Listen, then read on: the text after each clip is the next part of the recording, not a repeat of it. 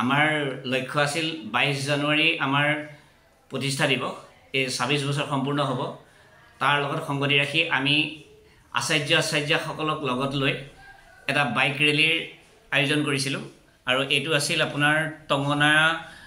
পৰা কৈলাশপুৰ হৈ বৰমাইথাং সৰুমাইথাং এইফালে মিদংপাৰা হৈ কাঠবস্তি হৈ তেজি এনেকৈ আমি ওলাই আহিলোঁ আৰু আমাৰ লক্ষ্য আছিল সেই অঞ্চলৰ অভিভাৱকসকলক সজাগ কৰা যিটো আজিৰ নতুন যি প্ৰজন্ম আছে তেওঁলোক যাতে বিপৰীতমুখী নহওক অৰ্থাৎ সংস্কাৰিত হওক সমাজ সংস্কাৰিত কৰক তেওঁলোকে আৰু তেওঁলোকৰ প্ৰতিভাবিলাক যাতে বিকাশ হয় তাত যাতে অভিভাৱকসকলে সহযোগ কৰে আৰু সুসংস্কাৰিত কৰে সেই উদ্দেশ্যবিলাক লৈ আমাৰ এই সজাগতা সভাখন আছিল আৰু ইতিমধ্যে এই সজাগতা সভাৰ লগত আমাৰ লগত জ্যেষ্ঠ সাংবাদিক মাননীয় শ্ৰীযুত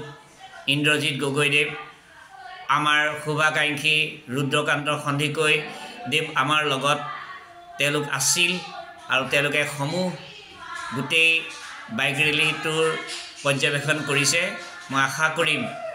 যে কাকতবাসীৰ ৰাইজে সহায় সহযোগে আমি আমাৰ ছাত্ৰ ছাত্ৰীসকলক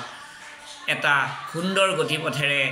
ভৱিষ্যত উন্নতিৰ দিশত আগবঢ়াই নিব পাৰিম ধন্যবাদ আমাৰ লক্ষ্য আছিল 22 জানুৱাৰী আমাৰ প্ৰতিষ্ঠা দিৱস এই 26 বছৰ সম্পূৰ্ণ হ'ব তাৰ লগত সংগতি ৰাখি আমি আচাৰ্যসকলক লগত লৈ এটা বাইক ৰেলীৰ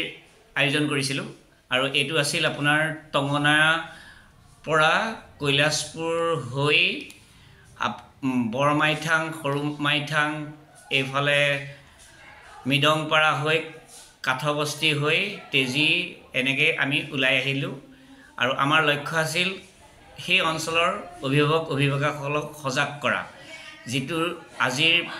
নতুন যি প্ৰজন্ম আছে তেওঁলোক যাতে বিপৰীতমুখী নহওক অৰ্থাৎ সংস্কাৰিত হওক সমাজ সংস্কাৰিত কৰক তেওঁলোকে আৰু তেওঁলোকৰ প্ৰতিভাবিলাক যাতে বিকাশ হয় তাত যাতে অভিভাৱকসকলে সহযোগ কৰে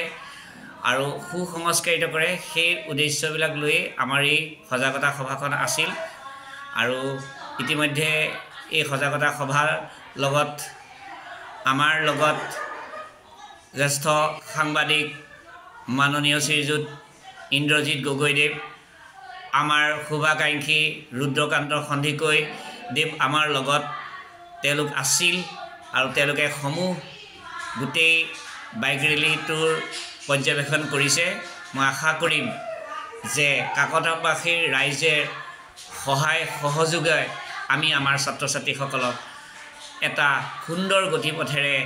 ভৱিষ্যত উন্নতিৰ দিশত আগবঢ়াই নিব পাৰিম ধন্যবাদ যিকোনো খবৰৰ বাবে যোগাযোগ কৰক 7099017330 লগতে 7099017110 নম্বৰত